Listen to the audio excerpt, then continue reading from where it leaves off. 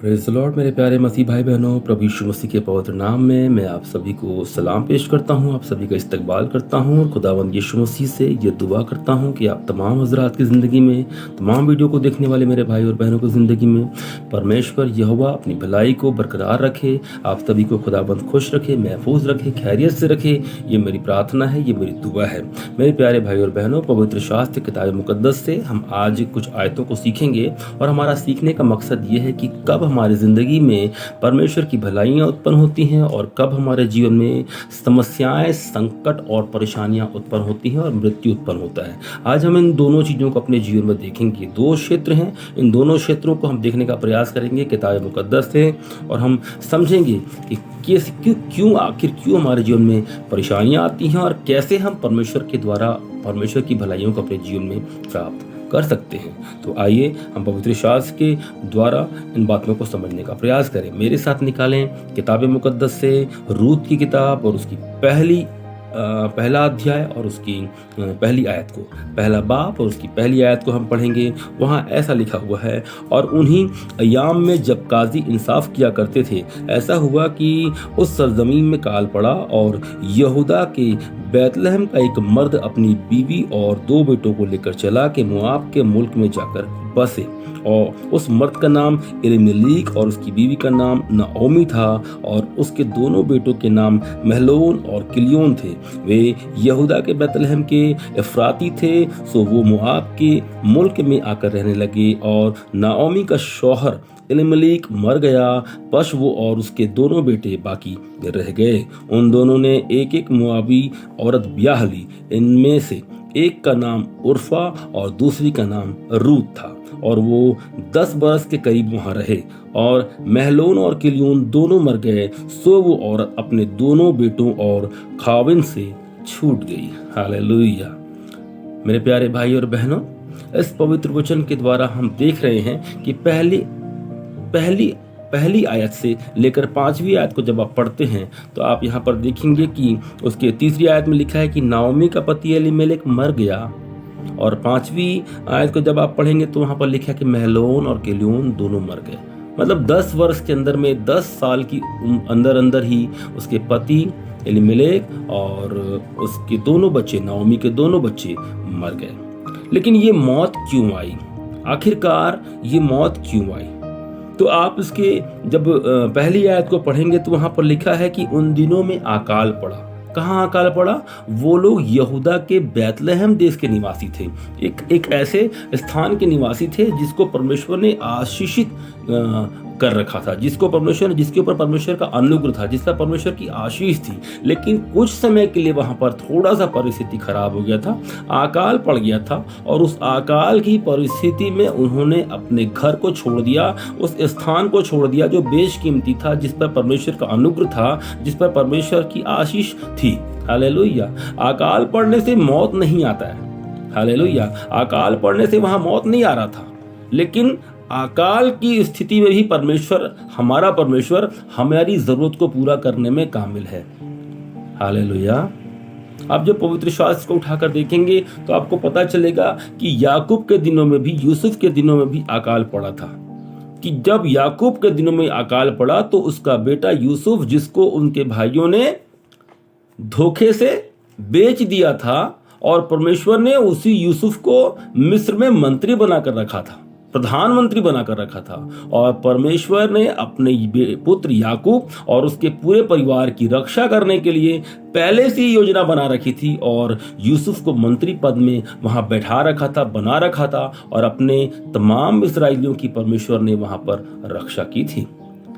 लेकिन इस बात को ये व्यक्ति एलीमेलेक भूल गया था, और परिस्थिति खराब होने की वजह से उसने आशीष के उस गढ़ को, जो परमेश्वर ने जिस राज्य को आशीषित कर घोषित कर रखा है, उसको छोड़कर वो एक श्रापित भूमि की ओर अपना कदम ले जाता है, और वहां जाकर कुछ ही दिनों के अंदर में एलीमेलेक की मौत हो जाती है। और फिर कुछ दिनों के बाद हम देखते हैं उसके दोनों बेटों का भी मौत हो जाता है, और वो दोनों बेटों ने वहां की औरतों से विवाह कर लिया था।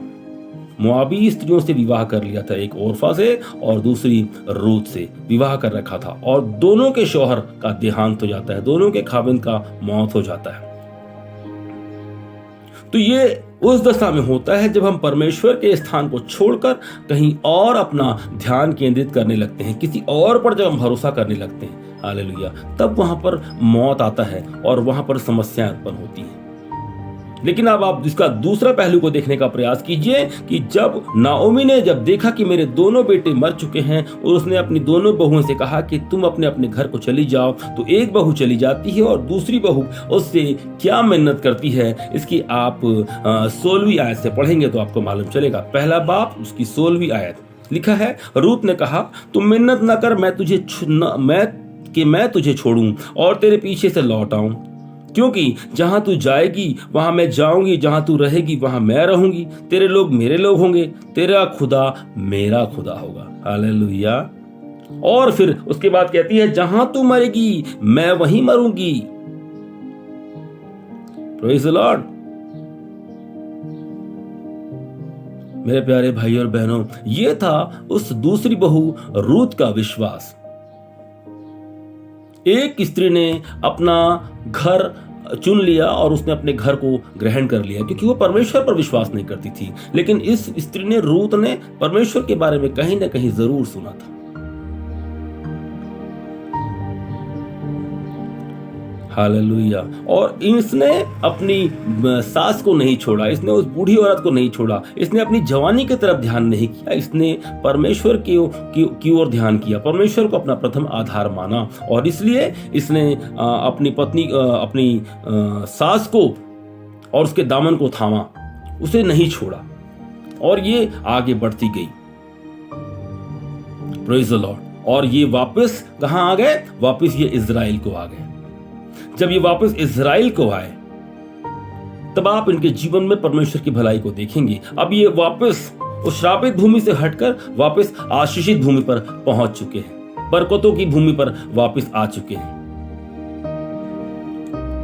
हमारा एक गलत चुनाव हमारी जिंदगी में समस्या को लेकर आता है। जब हम गलत ट्रैक पर चलने लगते हैं, जब हम गलत रास्ते को इख्तियार कर लेते हैं, वहां पर हमारे को मृत्यु मिलता है। आपको ये चुनाव खुद करना होगा। आपको ये समझना होगा कि आपके सामने जो परिस्थिति आती है उस परिस्थिति में आपका चुनाव आपका खुद का होता है। अगर आपसे कहा जा रहा है, बहुत से ऐसे भाई और बहन हैं जो मेरे पास, हम सभी लोग आते हैं और कहते हैं भैया रिश्वत देकर ट्रांसफर करवा लो, रिश्वत देकर, घूस देकर आप अपना काम करवा लो।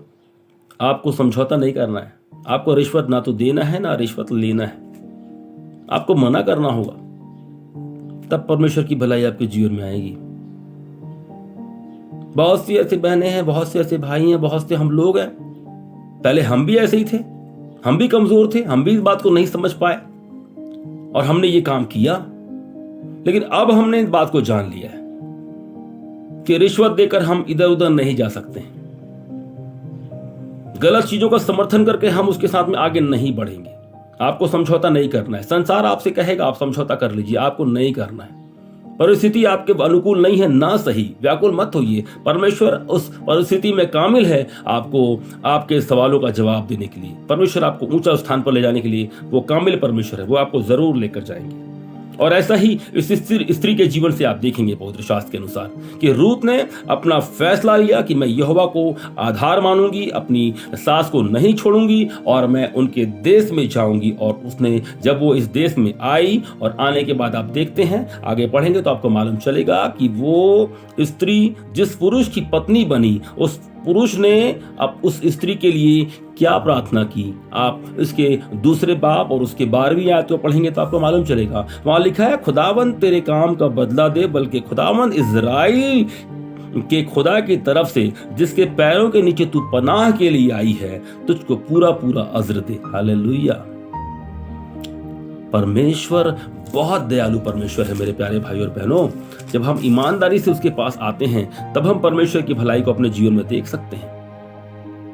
जिसके पंखों के नीचे तू शरण लेने आई है वो परमेश्वर तुझे बदला दे, पूरा पूरा बदला दे, लिखा है। हालेलुया।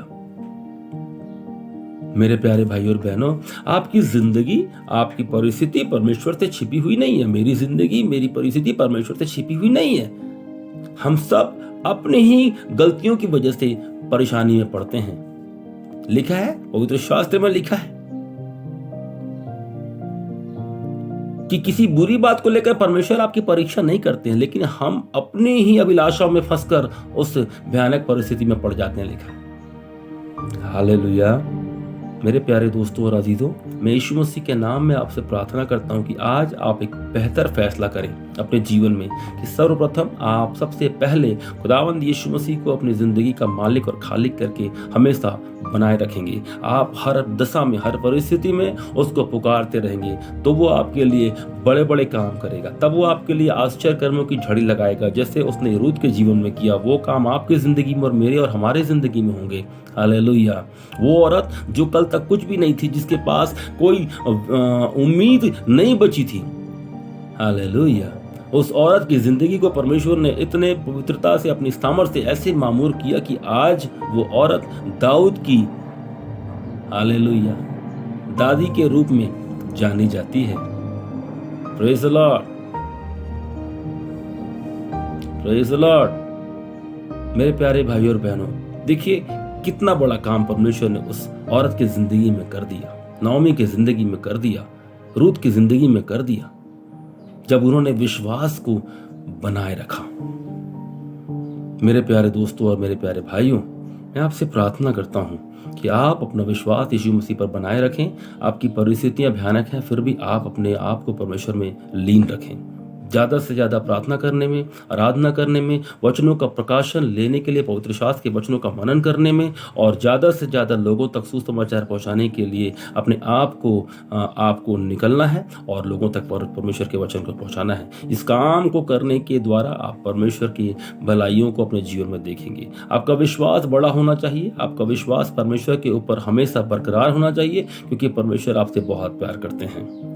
वो प्रतिज्ञाओं का परमेश्वर है, वाचाओं का परमेश्वर है। अगर आपने उस पर अपना आधार माना है, अगर आपने उसको अपने जीवन का बहुमूल्य सार माना है, तो याद रखिए वह आपकी हर परिस्थिति को संवारने में मुकम्मल परमेश्वर है।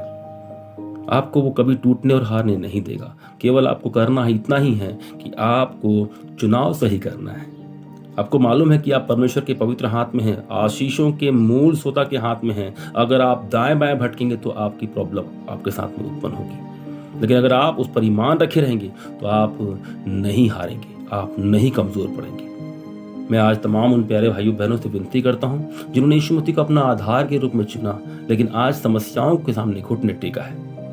मैं उन तमाम भाइयों से, अगर वो इस समय वीडियो को देख रहे हैं, तो मैं प्रार्थना करता हूं कि वापस खड़े आए, लौट आए। इस समय है, आप वापिस आइए और परमेश्वर से फिर प्रार्थना कीजिए। क्या जाने परमेश्वर आप पर दया करे।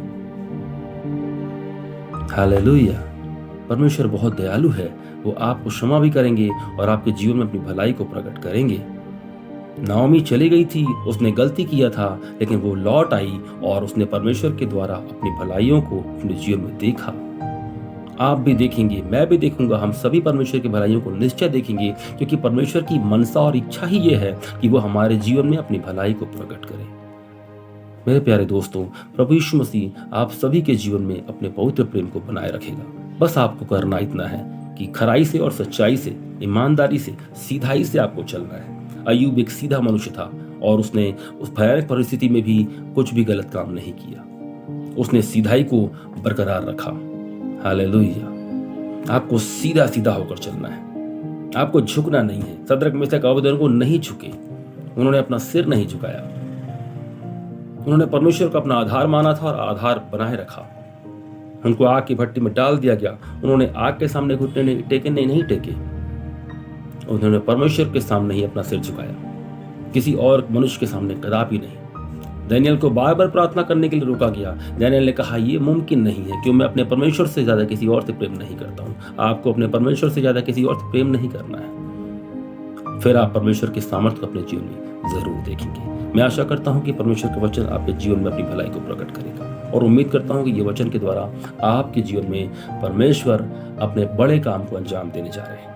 अगर आप इस बात पर यकीन करते हैं, अपनी आंखें बंद कीजिए। मैं आपके लिए छोटी सी प्रार्थना करूंगा ताकि परमेश्वर इन वचनों के द्वारा आपके जीवन को और भी मामूर करे। अपनी आंखें बंद करें। पिता, हम यीशु मसीह के पवित्र नाम को लेकर आपके पास आते हैं और हम आपसे प्रार्थना करते हैं कि परमेश्वर पिता, जो गलती एलीमेलेक ने किया वो गलती हम में से किसी के जीवन से कदापि ना होने पाए। वरन परमेश्वर पिता, जो विश्वास रूत के जीवन में था वो विश्वास हमारे जीवन में यीशु मसीह में बना रहे, ताकि हम आपके राज्य में रहें, ताकि हम आपके अनुसरण में रहें, आपकी आज्ञा और आपकी चितौनियों को हमेशा मानते हुए इस जीवन का निर्वहन करें। और परमेश्वर पिता, सिर्फ और सिर्फ आपके सामने सिर झुकाएं, आपको सजदा करें और आपको अपना उद्धारकर्ता, जीवनदाता, मुक्तिदाता स्वीकार करते हुए इस जीवन में सदा आनंदित और यीशु मसीह की नाम के लिए बढ़ते चले जाएं। खुदावंद यीशु मसीह, हम आपका धन्यवाद करते हैं कि आपने हमारी प्रार्थना को सुना है। मेरी प्रार्थना है उन तमाम भाई और बहनों से जो इस समय कमजोर हो गए, जो निर्बल हो गए, जो पीछे लौट गए हैं। मैं आपसे प्रार्थना करता हूँ परमेश्वर पिता, वापस उन्हें फिर